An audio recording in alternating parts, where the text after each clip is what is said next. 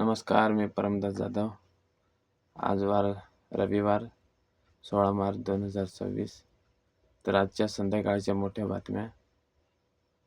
आज नाशिकमध्ये सूर्यास्त हे संध्याकाळी 6:42 झाले. तर आज पापमोचनी एकादशी साजरी केली जात आहे. तर हा दिवस विशेष भगवान विष्णू यांच्या भक्तीसाठी महत्त्वाचा मानला जातोय. तर शेतकऱ्यांसाठी आज महत्त्वाची बातमी. राज्यात वाढत्या उष्णतेमुळे काही भागात पिकांना पाण्याची जास्त गरज भासत आहे. तर तज्ज्ञांच्या मते ठिबक सिंचन वापरण्यास पाण्याची बचत कमी होऊ शकते.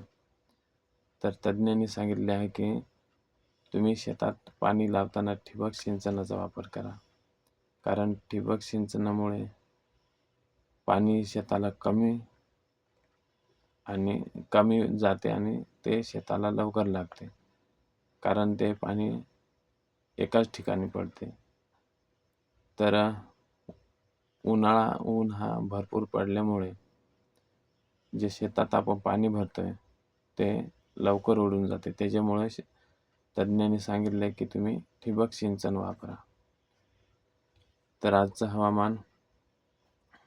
हवामान विभागाने काही भागात आज येलो अलर्ट जारी केलेला होता.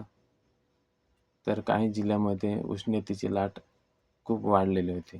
तर आज तापमान 35° ते 38° सेल्सिअस इतका होता. शिक्षणाची बातमी. वाढत्या उष्णतेमुळे महाराष्ट्रामधील काही जिल्ह्यांमध्ये 16 मार्च म्हणजे उद्यापासून शाळेचे वेळापत्रक हे बदललेले आहे. ते विद्यार्थ्यांच्या आरोग्याचा विचार करून सरकारने हा मोठा निर्णय घेतलेला आहे. तर निवडणूक आयोगाने आज 4 राज्यांमध्ये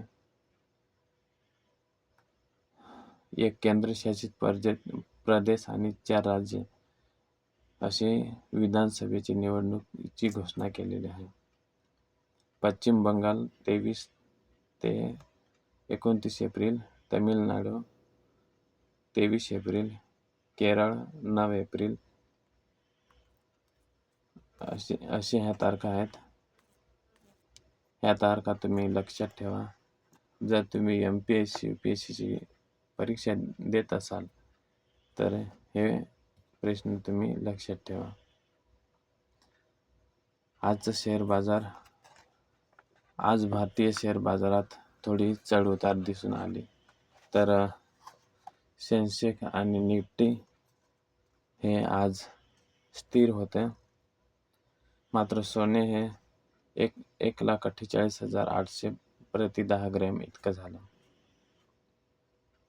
तर आजचं पेट्रोल. देशात सध्या पेट्रोल डिझेलच्या किमती स्थिर आहेत. काही शहरांमध्ये किमतीमध्ये फारसा बदल झालेला नाही. क्रिकेट प्रेमींसाठी सध्या क्रिकेट चाहत्यांनी लक्ष आंतरराष्ट्रीय सामन्यावर आणि आगामी स्पर्धेवर आहे. भारतीय संघाचे कर्णधार रोहित शर्मा यांच्याकडून चांगल्या कामगिरीची अपेक्षा आहे. तर सरकारी योजना.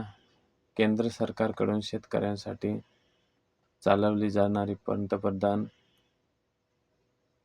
किसान सन्मान निधी योजना अजूनही लाखो शेतकऱ्यांना आर्थिक मदत देत आहे.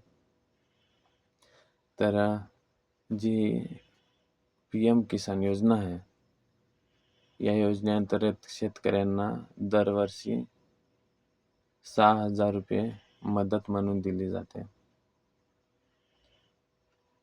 उष्णतेमुळे आरोग्य समस्या वाढू लागलेल्या आहेत.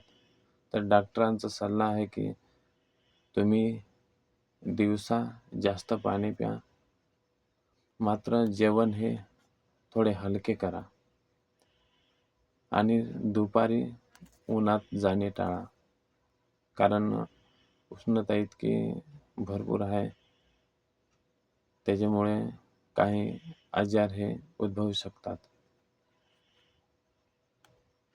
तरुणांसाठी रोजगाराच्या काही नवीन संधी उपलब्ध होत आहेत. काही सरकारी आणि खाजगी क्षेत्रात भरती प्रक्रिया सुरू आहे. तर एआय टेक्नॉलॉजी सध्या जगभरात आर्टिफिशियल इंटेलिजन्स म्हणजेच एआय तंत्रज्ञान झपाट्याने वाढत आहे. अनेक कंपन्या नवीन एआय साधने विकसित करत आहेत. यामुळे भविष्यात काम करण्याची पद्धत बदलू शकते. कारण आज हे एआयचा जमाना आहे. कारण खूप असे एआयने नोकऱ्या घेतल्या, तर भविष्यात एआय हा पूर्ण जास्तीत जास्त भविष्यात काम करू शकतोय. त्याच्यामुळे तुम्ही एआयचा वापर करून कोणत्या गोष्टी कशा करायच्या हे तुम्ही एआयने शिकून घ्या. जगभरात सध्या ऊर्जा आणि अर्थव्यवस्थेवर मोठ्या चर्चा सुरू आहेत. काही देशांमधील संघर्षामुळे तेल आणि गॅस बाजारात परिणाम होत असल्याने तज्ञ सांगतात की देशात अर्थव्यवस्थेवर मोठा हा परिणाम होत आहे.